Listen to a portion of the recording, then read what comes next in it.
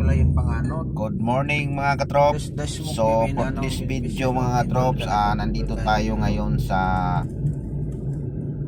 Mayon, sa may Albay mga katrops. So going to Leyte tayo mga katrops. So ito yung sinasabi ko sa inyo mga katrops, na long drive natin, bakasyon natin ngayon. So every year tayo nagbibiyahe. Solo flight lang to mga katrops. So ang time check natin mga katrops,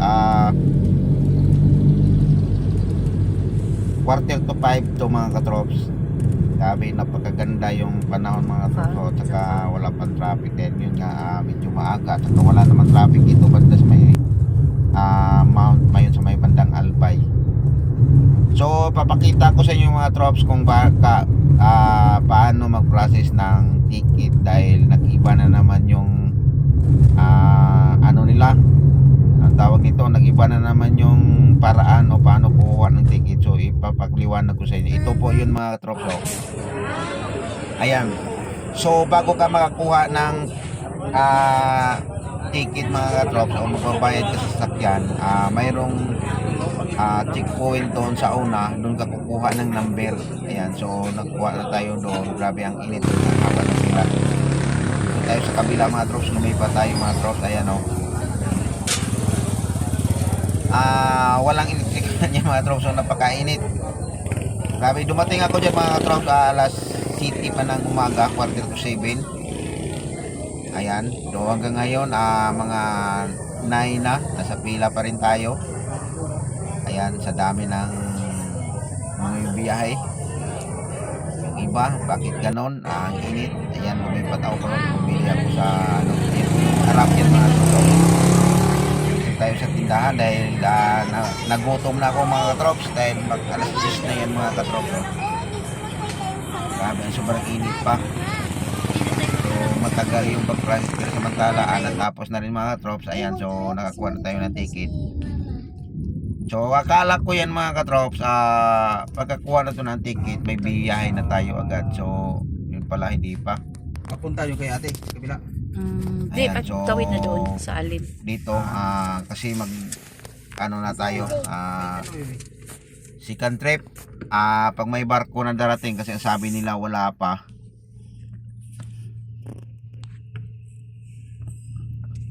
Kaya nakapila na tayo nito mga trops.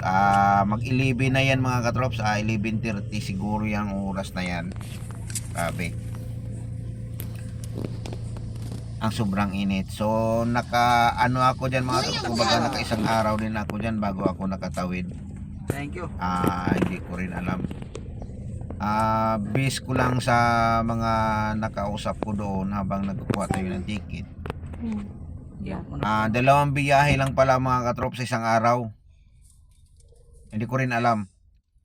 Kasi ang sa akin, nung biyahe ako dyan, dumating ako ng alas 7, 7. Siguro sa haba ng pila, di ko rin alam, nakakuha ko ng ticket mga 11 na. Tapos akala ko, Thank you. pagkuha mo ng ticket, diretso. Yung pala, ang dami pa palang nakapila doon sa amin, mas nauna pa sa amin. So kaya yun ang nangyari mga katrops, napakahaba talaga ng pila. Nakapila mo tayo dito. So dati kung nakaya ko ng isang araw, Dami pa lang ano. ngayon Paano tayo papasok sa wala kulay na, green? malabo. Mamaya. Ayan ang ano yun ng ano mga tropa. Ano mo yun? Tapos Sa nauna pa fuyos yan on sila na sa kulay akin. green? Pero ngayon naglo-loading na tayo mga katropa, dahil yun nga sunod na tayo. Sumiksik pa. Pero ang oras diyan mga katrops, mag alas 4 na yan mga katrops. Siguro hindi, mga 2:30. Ayan yung oras na yan. Naglo-loading na tayo mga katrops. So ikakarga na natin yung sasakyan natin. So napakahirap talaga kung magbakasyon man kayo, going to Leyte. Kung may dala kayo sa sasakyan, mas maganda siguro na mag-eroplano na lang kayo. Magpa-booking na lang kayo ng maaga. Magpa-book kayo ng maaga sa eroplano para hindi kayo napapagod kung magdala man kayo ng sasakyan. Kasi napaka ano na drops, napakahirap. Di katulad noon na parang every 3 hours may barko na alis. Kasi dati nung nakaraang taon nagbakasyon ako, dumating kami ng alauna ng hapon. Nakasakay kami agad. Kasi pag makasakay ka agad, medyo malapit-lapit na lang kasi alin to Liti sa may bandang Liloan, matakbuhin na lang yan ng 9 hours o mga 8, ganun na lang yun. So dito, isang araw ka nag-standby dito kasi dumating ako dito alas 6:45 pa. Tapos nakaalis kami 2:30. Nakarating kami doon mga 2 hours lang, siguro 1.5 hours lang. Nakaalis yung barko, sinagluluding pa ng alas 4, mga alas 6. Yan, doon na kami sa Matnog yung time na yon. Pero yun nga, napakatagal. Sayang yung oras na nagtambay ka lang doon sa isang araw, 7 to 2. Ganong oras nakatambay ka lang doon. So samantalang kung nakatawid ka na doon, dumating ka na sa bandang Liloan, sa may Liloan Sardin Liti, siguro mga yun, mga alauna din, mga alas 2 ng madaling araw, nandun ka na. Ang nangyari sa akin, dumating ako doon sa mga na yun, hapon na rin ng mga bandang alas 2, o may binibili pa kami mga bandang alas 3 na ng hapon. So napakalaking talaga mga trops, napakalaking oras yung nawala. Kaya yun, so tsaka ang tagal yan mga trops, naglo-loading pa tayo mga trops. Kasi yun nga, nakapila tayo kanina. Kaya yun. So yan, ito pasakayin tayo ng barko. Ayan, ang din nila mga katrops, yung loading nila, napakasikip. Talaga nila yung sasakyan para daming makarga. Yung sinakyan ko pala mga katrops, Santa Clara, medyo malaki itong sasakyan na to. Mayroon namang tinatawag nila na fast cut, pero mas May pasero ka, sir? yun mga katrops, mas mahal yun ang bayad, tsaka yun, mga puro private lang yun na mga sasakyan.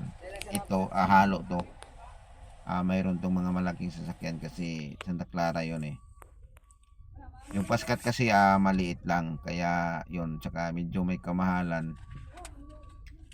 Sa light vehicles pala nila mga trops, kung mapanood nyo ito ng video nito, ko lang sa inyo, 180 pala. Sa mga light vehicles lang yun, so hindi kasama yung sakay mo, mayroon pang terminal fee, basta ang daming bayaran mo mga katrops. Kaya yun, so umaabot to kung total lahat mga katrops, kung 3 lang kayo, ang nabayaran namin mga mga 2-3, mga ganun. Sa gilid kita. Yun mga 2-3. Yun ang babayaran mo lahat. Estimate ko lang mga 2-3 kasi hindi ko na kung magkano ba talaga yung exact yung nabayaran ko noon. Basta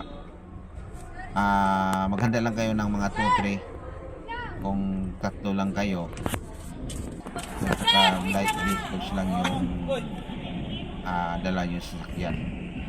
Sa mga SUV naman, nasa 2 plus yung mga SUV nila na sasakyan lang yun, hindi kasama yung mga tao sa kung ilan kayo lang kayong sakay dyan sa dala nyo sasakyan. Kaya yun, so Ano sa maliit? payo ko lang talaga, mas maganda pa siguro kung mag-aeroplano na lang kayo. Kung nakalayo yung dala ng sasakyan. Kaya lang wala nga din tayong sasakyan pagdating doon. Ayan, oh. Napakaluwag yung ano mga tros, oh. Ano lang Santa Clara. Kasi malaki kasi yan mga tros, oh. Kaya ikarga dyan mga tros yung mga 30 sasakyan. Yan. Siguro estimate ko yung nakarga na yung mga tros, mga ganun kadami, mga 30 plus. Kasama na yun, malaki, maliit, mga heavy, ano, na mga sasakyan, yung mga, minsan may mga wing van yung mga tros, yung nakarga nila mga tros, mga bus. Yan, so, ito mga trops, salamat mga trops, so, naka-piso na tayo mga trops, so, ito ano natin mga yung tayo sa taas. Ayan, so ayan mga trops, nakapila na rin yan ng mga trops, sasakay na rin yan.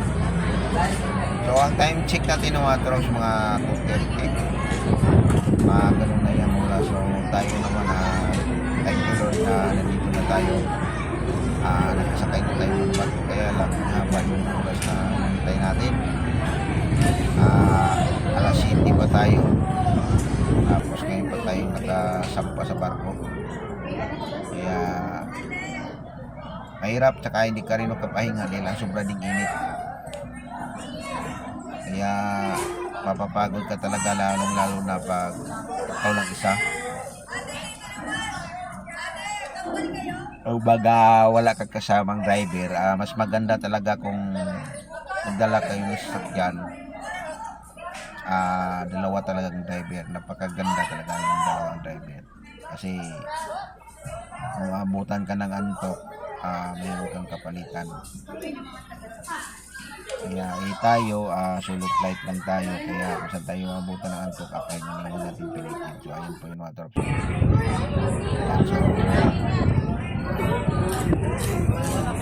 ikot tayo sa taas mga trops, dahil mas maganda dito, mahangin, at saka dun sa loob wala pa yun, wala pa. So merinda muna tayo mga trops. Kain muna tayo ng tirya lang, kaya habang Andiyan kasi nangihingi sila ng barya. nag-loading pa sila mga trops. Ayan mga trops, so balis na. Ayan, so thank you for watching mga trops. Abang-abangan yun natin yung next video natin. Bye bye, ingat.